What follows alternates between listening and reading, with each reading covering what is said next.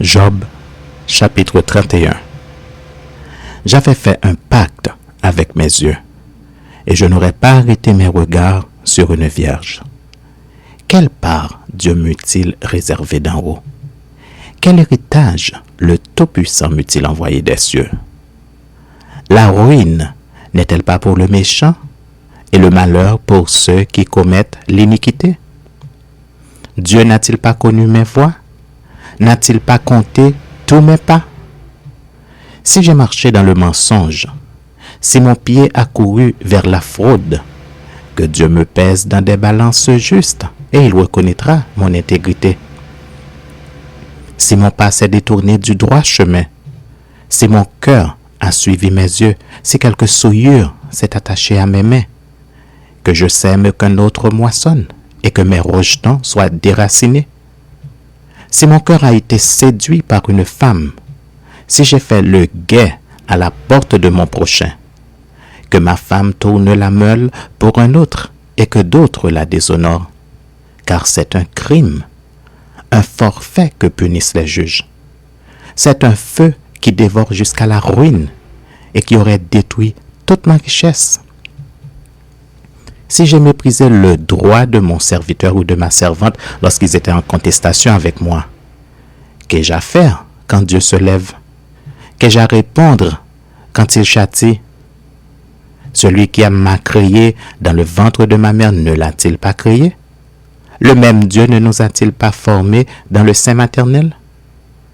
Si j'ai refusé aux pauvres ce qu'ils demandaient, si j'ai fait languir les yeux de la veuve, si j'ai mangé seul mon pain sans que l'orphelin en ait eu sa part, moi qui l'ai dès ma jeunesse élevé comme un père, moi qui, dès ma naissance, ai soutenu la veuve. Si j'ai vu le malheureux manquer de vêtements, l'indigent n'avoir point de couverture, sans que ses reins m'aient béni, sans qu'il ait été réchauffé par la toison de mes agneaux, si j'ai levé la main contre l'orphelin parce que je me sentais un appui dans les juges, que mon épaule se détache de sa jointure, que mon bras tombe et qu'il se brise, car les châtiments de Dieu m'épouvantent, et je ne puis rien devant sa majesté. Si j'ai mis dans l'or ma confiance, si j'ai dit alors, tu es mon espoir, si je me suis réjoui de la grandeur de mes biens, de la quantité des richesses que j'avais acquises, si j'ai regardé le soleil quand il brillait, la lune quand elle s'avançait majestueuse, et si mon cœur s'est laissé séduire en secret, si ma main s'est portée sur ma bouche, c'est encore un crime que doivent punir les justes, et j'aurais renié le Dieu d'en haut. Si j'ai été joyeux du malheur de mon ennemi, si j'ai sauté d'allégresse quand les revers l'ont atteint, moi qui n'ai pas permis à ma langue de pécher, de demander sa mort avec imprécation, si les gens de ma tente ne disaient pas « Où est celui qui n'a pas été rassasié de sa viande ?»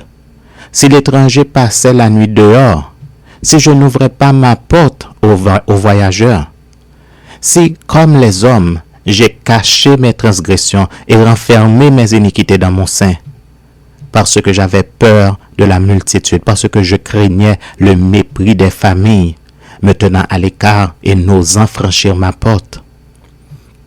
Oh, qui me fera trouver quelqu'un qui m'écoute? Voilà ma défense toute signée. Que le Tout-Puissant me réponde. Qui me donnera la plainte écrite par mon adversaire? Je porterai son écrit sur mon épaule. Je l'attacherai sur mon front comme une couronne. Je lui rendrai compte de tous mes pas. Je m'approcherai de lui comme un prince. Si ma terre crie contre moi et que ses sillons versent des larmes, si j'en ai mangé le produit sans l'avoir payé et que j'ai attristé l'âme de ses anciens maîtres, qu'il y croisse des épines au lieu de froment et de l'ivraie au lieu d'orge. Fin des paroles de Job.